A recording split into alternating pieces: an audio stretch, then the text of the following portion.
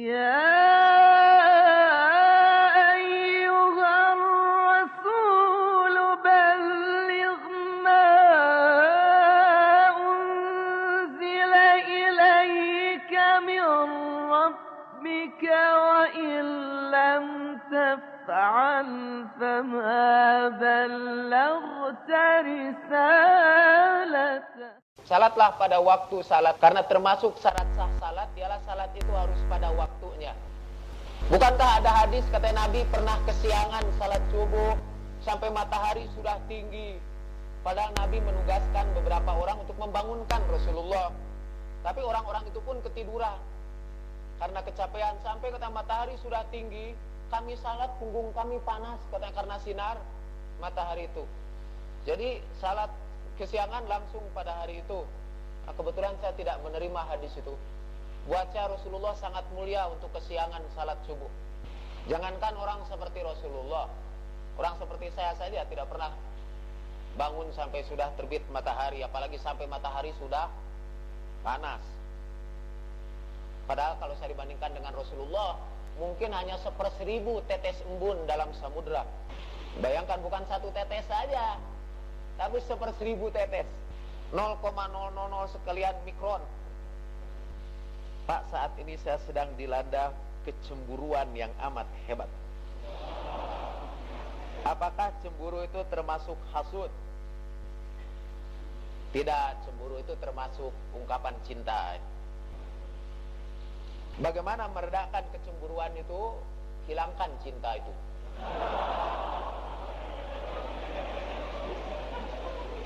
Bukankah orang yang tidak memiliki rasa cemburu itu termasuk dayus?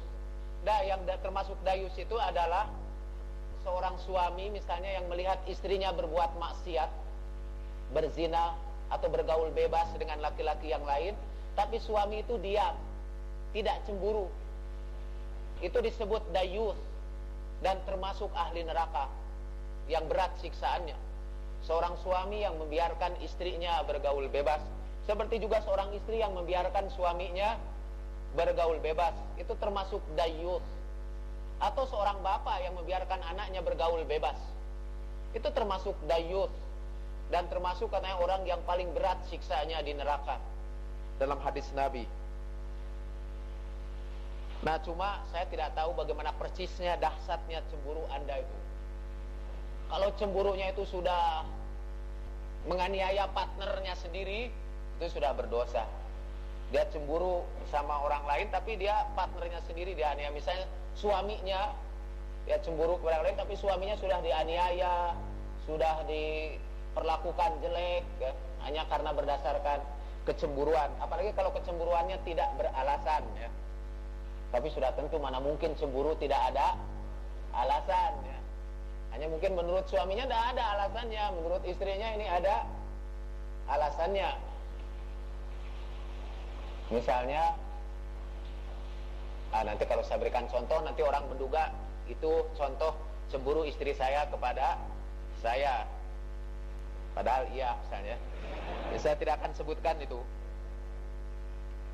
Apakah kita bisa bertemu dengan Allah? Bisa. Dalam setiap salat kita berjumpa dengan Allah. Sebab begini Pak, salat yang telah saya kerjakan tidak ada kesan kehadiran Allah di dalam diri saya. Salah sorangan, sama.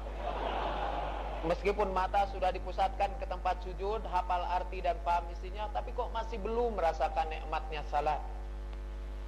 Sama saya juga seperti itu, ya. Mungkin itu harus riyadhah, latihan terus menerus. Dan memang ada saat-saat tertentu lah, tidak semua, kecuali para aulia mungkin. Orang-orang seperti kita ini tidak bisa khusyuk terus menerus, hanya beberapa waktu. Tapi kata Rasulullah, seandainya seseorang itu bisa khusyuk 1 kali saja, Allah akan menyelamatkannya dari siksa neraka. Dan saya kira kalau 1 kali, insya Allah kita pernah. Saya bertanya demikian sehubungan dengan penjelasan Allah dalam Al-Quran, surat Al-Baqarah, Yunus, Al-Ankabut, Al-Kahfi, hadis Rasulullah yang saya baca di koran Pikiran Rakyat. Jadi ini riwayat Pikiran Rakyat, ya. Salat adalah kunci kebangkitan Islam, berbunyi salat itu merupakan mi'rajnya orang-orang mukmin. Sedangkan mi'raj itu Allah jelaskan dalam surat An-Najm. Ayat-ayat Allah di atas semuanya menunjukkan pertemuan kita dengan Allah dan ancaman bagi yang tidak percaya. dan saya berkeyakinan kita bisa bertemu dengan Allah. Tapi yang saya tanyakan bagaimana caranya. Mungkin Bapak bisa memberi penjelasan. Ya, tadi ada latihan-latihan rohani lah. Kalau kita sampai bisa merasakan kehadiran Allah yang betul-betul. Apa hukumnya bila sepasang suami istri campur pada siang hari bulan Ramadan, tapi mereka dalam keadaan di perjalanan, sehingga mereka pada siang itu tidak berpuasa? Kita belum membicarakan hukum-hukum puasa. Nanti secara terperinci akan kita jelaskan. Sebagian ahli fikih berpendapat kalau dia pergi berjalan itu dengan niat untuk buka, karena dia tidak bisa buka kalau tinggal, kemudian dia pergi saja ke Jakarta supaya kita bisa berbuka, itu haram hukumnya. Itu menurut ahli fikih sepakat semua mazhab, haram hukumnya. Kalau niat bepergiannya itu supaya bisa campur di siang hari, itu haram hukumnya. Tapi kalau tidak ada niat sebelumnya, kebetulan bepergian, menurut sebagian mazhab, misalnya Ja'fari, itu haram juga, karena harus menghormati orang-orang yang berpuasa. Tapi menurut sebagian mazhab yang lain, boleh, karena dia tidak dalam keadaan berpuasa. Setiap menjelang bulan Ramadan, amalan-amalan apa saja yang menjadi sunnah Rasulullah dalam menyambutnya, nanti kita akan edarkan kepada Anda, akan kita fotokopi doa-doa yang harus Anda baca di bulan Ramadan. Lalu amalan sehari-hari. Ada doa untuk hari pertama, hari kedua, hari ketiga, sampai doa-doa pada malam-malam yang diduga malam Lailatul Qadar, 10 hari yang terakhir. Itu akan kami edarkan kepada Anda, insyaallah. Aneh juga ya Pak, Imam Syafi'i yang meragukan ungkapan dan kesaksian dari wanita, namun tentu beliau memiliki alasannya. Apakah Pak mesti juga diragukan ungkapan rasa cinta dari seorang wanita? Lalu bagaimana sikap yang tidak diragukan dari kaum ini? Ya, itu pandangan laki-laki ya. Laki-laki selalu meragukan wanita, termasuk ungkapan cintanya. Mengapa? Katanya karena secara psikologis wanita jangan dengar ini hanya laki-laki. Itu ada dalam psikologi yang disebut coquetry atau coquettish behavior. Perilaku wanita katanya yang sebetulnya diwariskan secara biologis, itu fitrah kewanitaan. Jadi juga terdapat pada binatang sekalipun, baik binatang perempuan ataupun manusia betina, memiliki sifat coquetry itu. Apa sifat itu? Yaitu wanita katanya tidak berusaha menunjukkan, kecuali dalam keadaan terpaksa, ungkapan cinta yang bisa dipastikan oleh pacarnya. Jadi kalau bisa, ungkapkanlah cinta tapi dengan nada keraguan. Selalu harus diragukan itu ungkapan itu. Seperti mau, tapi kadang-kadang dia menunjukkan tidak mau. Jadi kalau binatang itu misalnya mau bercampur, ayam misalnya, si betinanya itu pura-pura tidak mau supaya dikejar oleh laki-laki itu. Kejar, dia lari. Kalau si jantannya itu sudah mulai lemah, dia juga menunggu, memberi harapan. Kemudian dia kejar lagi, lari lagi, tapi dia berhenti, dia beri lagi harapan. Nah seperti itulah katanya juga wanita. Cuma tentu kalau pada diri perempuan, caranya dipercanggih lah, sophisticated ya, tidak kasar seperti ayam itu tentu saja. Saya berpikir satu saat kita mungkin harus mengadakan di LPI ini kursus cinta ya. Dan insya Allah saya termasuk pengajar yang baik.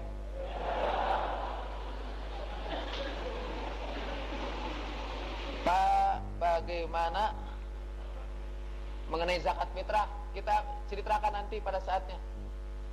Apakah anak kecil wajib puasa dan zakat fitrah? Anak kecil tidak wajib puasa tapi wajib zakat fitrah.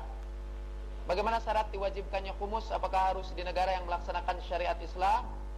Tidak. Itu diwajibkan pada orang-orang yang beragama Islam. Apakah zaman Nabi ada bank? Tidak ada. Bagaimana konsep bank Islam itu? Tanya sama Mas Dawam Raharjo, AM Saifuddin, atau paling tidak Teknosa yang mengklaim punya bank Islam. Batas waktu salat subuh jam berapa? Lihat jadwal terbitnya matahari. Kalau di luar negeri itu di setiap koran ada di luar gitu, di Amerika misalnya sunrise itu, saat terbitnya matahari. Di Indonesia tidak pernah ada itu di koran, saat terbitnya matahari, padahal penting buat orang yang salat subuh. Saya di Amerika saya tidak ngerti penting buat siapa itu. Selalu ada jadwal waktu sunrise dan sunset, kapan matahari terbit dan kapan matahari itu tenggelam. Di barat itu ada, heran saya. Di sini tidak ada, padahal itu sunrise dan sunset penting buat orang-orang Islam. Mungkin nanti LPI yang akan menyiarkan waktu sunrise dan sunset setelah kita punya radio amatir. Apakah makhluk halus lain selain jin dan malaikat? Ada makhluk-makhluk halus lain selain jin dan malaikat, yaitu roh orang-orang yang mati. Mungkinkah kita bertemu dengan roh orang mati? Mungkin, antara lain lewat mimpi. Bila kita bermimpi bertemu dengan orang yang telah meninggal, apakah kita bertemu dengan rohnya ataupun ilusinya? Dua-duanya. Saya sebenarnya belum puas mendengar jawaban Bapak tentang tidak diceritakannya fenomena alam ketika Mi'raj Nabi. Bukankah seandainya Nabi menceritakan itu merupakan satu kejadian yang luar biasa yang menambah keimanan manusia pada abad ini? Bukankah Al-Quran sendiri banyak menceritakan fenomena alam? Yang karena hal ini para ilmuwan menyatakan kekagumannya. Jika Nabi menceritakan fenomena alam itu merupakan bukti dari Mi'raj Nabi yang sangat jelas jika dilihat dari sisi empiris. Ya, saya menyebutkan, tidak saya sebutkan apa yang dilihat Nabi di perjalanan karena itu ceritanya cukup panjang dan sebagian besar berdasarkan hadis-hadis yang dhaif. Apa yang dimaksud dengan Nabi menembus 7 lapis langit ketika Mi'raj? Saya juga tidak tahu, banyak tafsir tentang lapisan-lapisan langit itu. Ada yang menafsirkan, itu penafsiran yang paling primitif dan terbukti salah walaupun kelihatan ilmiah. Misalnya tafsir yang dinyatakan oleh Mahmud Yunus dalam tafsir Al-Qur'annya, Anda boleh lihat. Kata Mahmud Yunus yang dimaksud dengan 7 lapis langit itu ialah 7 planet dalam tata surya kita. Di luar planet dalam itu, Mars dan Merkurius. Saya kira tidak. Ada yang menafsirkan itu 7 galaksi. Ada yang menafsirkan 7 local group. Ada yang menafsirkan 7 alam semesta ini. Wallahu alam. Saya termasuk golongan yang berpendapat bahwa bunga bank itu haram. Namun saya menyimpan uang di bank dan tidak rela jika bunganya itu tidak diambil dan mencari keuntungan bank. Saya lebih memilih mengambil bunga untuk diberikan pada orang yang membutuhkan. Bagaimana menurut Bapak? Bagus ya. Itu tanda orang yang praktek-prakteknya tidak disusul dengan perkembangan pemikirannya. Jadi pikirannya masih mengharamkan, prakteknya sudah menghalalkan. Kalau dalam psikologi, hidup dalam cognitive dissonance, kerancuan kognitif. Ada perbedaan antara yang dia lakukan dengan yang dia pikirkan. Kalau terus-terusan perbedaan itu terjadi, gelisah orang itu. Nah, salah satu mengobati kegelisahan, ya kita berikan saja kepada orang lain. Saya kira ya bagus. Saya kira Anda kalau masih yakin itu haram, ambillah uang bank itu, depositonya, serahkan ke Masjid Al-Munawwarah. Insya Allah Anda yang nanggung dosanya dan pahalanya sekaligus. Bagaimana jika seandainya menitipkan tersebut di Baitul Mal masjid ini? Oh iya betul, bagus. Terima kasih atas kesediaan Anda ya. Upacara ulang tahun kelahiran nampaknya sudah terbiasa bagi sebagian umat Islam. Bagaimana ini hukumnya? Boleh saja, tergantung apa niat ulang tahun itu. Kalau ulang tahun itu maksudnya hanya untuk ria, ya itu tidak boleh ya. Kalau ulang tahun itu maksudnya untuk dagang lah, misalnya supaya dapat terima hadiah lebih banyak daripada ongkos penyelenggaraan pestanya. Sekarang banyak ibu-ibu yang anak-anaknya itu diulang tahunkan, undang tetangga-tetangganya, tapi kalau beri makanannya yang sederhana saja, supaya dalam neraca itu ada saldo lebih. Kalau begitu gimana? Boleh juga saya kira, asal niatnya dagang. Dagang itu kan boleh. Kalau niatnya bersyukur kepada Allah dengan sedekah kepada orang banyak, boleh itu syukuran kepada Allah itu. Sekarang pun kan yang mengharamkan ulang tahun itu sering juga syukuran. Saya malah pernah menemukan sebuah buku untuk memperingati 70 tahun tokoh yang membid'ahkan peringatan ulang tahun. Tapi katanya tidak dibid'ahkan kalau itu tidak disebut ulang tahun tapi syukuran. Jadi tidak sebut ulang tahun ke-70 tapi syukuran kelahiran yang ke-70. Nah, itu boleh saja kan ya. Dan itu kan salah satu jenius bangsa kita, yaitu kita ini seringkali menghalalkan satu hal yang haram dengan mengganti istilah. Itu biasanya begitu. Judi haram, SDSB tidak. Jadi kita pinter biasanya itu. Masalah dengan perempuan yang sedang menyusui dan hamil ada dua pendapat. Bayar fidyah tanpa mengqadha, bayar fidyah dengan mengqadhanya, bagaimana yang sebenarnya itu kan kita bicarakan insyaallah pada waktunya.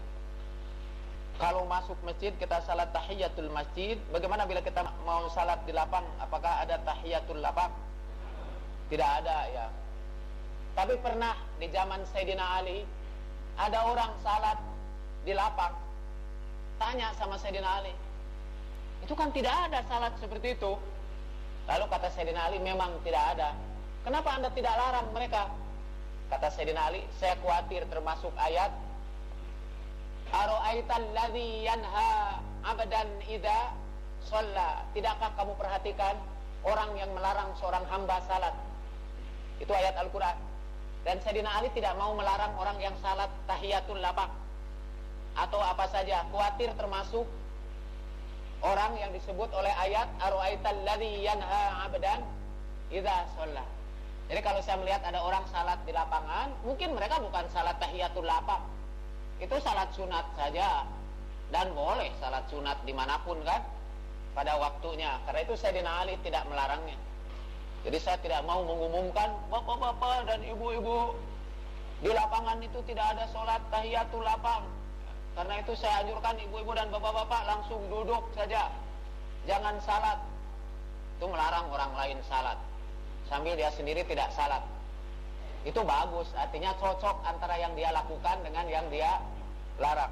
Tadi malam Bapak mengatakan bahwa menurut hadis salat bukan tanda orang beriman, sedangkan menurut Al-Quran ciri seorang mukmin adalah mendirikan salat, bukan melakukan salat ya. Ciri orang mukmin itu mendirikan salat. Alladzina yuqimunas salat, mendirikan salat bukan melakukan salat. Dan mendirikan salat, kata para ahli tafsir, artinya menegakkan salat itu begitu rupa sehingga salat itu berbekas pada tingkah lakunya sehari-hari. Itu yang disebut mendirikan salat. Bukan mendirikan dalam arti zahir. Mendirikan salat itu dalam arti majalsi. Pak, minggu yang lalu Bapak pernah membicarakan Islam itu asing, di akhir kemudian akan asing juga. Apa yang dimaksud dengan asing dalam Islam itu? Apakah diasingkannya itu mengenai pakaian atau apa? Pakaian termasuk. Soalnya Pak, waktu saya ikut berjamaah salat Jumat, ada seorang memakai sorban putih, peci putih, sajadah putih. Apakah itu yang diasingkan ya? Ya mungkin ya. Ada dua macam keasingan itu kan. Saya sudah pernah menyebutkan. Ada keasingan itu karena berdasarkan kebenaran, sementara kebenaran itu tidak dianut oleh kebanyakan orang, sehingga dia termasuk asing. Saya sering menyebut ada dua macam keasingan. Keasingan produktif dan keasingan destruktif. Itu kalau ada orang, saya lihat di dalam koran itu kemarin ya, ada seorang demonstrasi menentang perang ya, sendirian dengan tidak pakai baju. Dia lari-lari datang ke kantor, dipoto oleh wartawan, sayangnya dari belakang. Itu asing juga, tapi itu tidak produktif, itu destruktif. Pakai pakaian putih, baju putih, sajadah putih, itu tidak asing, itu cuma putih saja. Karena orang yang pakai serban banyak juga ya. Tapi kalau putih-putihnya itu dianeh-aneh lah, mungkin kita jadi asing. Kalau pakaian tidak usah diributkan lah, itu mungkin masalah selera juga ya. Dan juga jangan menganggap pakaian tertentu dengan desain tertentu itu lebih istimewa dari pakaian yang lain dengan desain yang lain. Jangan, karena itu sudah takabur itu namanya. Misalnya orang yang beli haute couture yang harganya 2 juta, dia beli pakaian itu, kemudian menjelekkan pakaian yang lain. Begitu pula kalau orang pakai serban putih, baju putih, segala putih, kemudian melihat orang yang pakai jumper, apalagi jumpernya dari Amerika, gitu ya. Seperti jumper saya ini. Itu kafir sih, tidak afdol. Itu maaf, itu sudah takabur. Ukurannya yang paling penting ialah pakaian itu harus menutup aurat. Pak, mana janji Bapak? Katanya setiap kuliahan akan dimulai dengan bahasa Arab. Ya bener aja. Itu bukan janji, niat. Dan rupanya niat itu ada yang tidak terpenuhi ya. Walafu minkum. Bagaimana hukumnya jadi pegawai negeri saat ini? Halal itu, halal. Halal. Dilihat dari berbagai hal, halal. Sama juga bagaimana hukumnya tidak jadi pegawai negeri? Halal.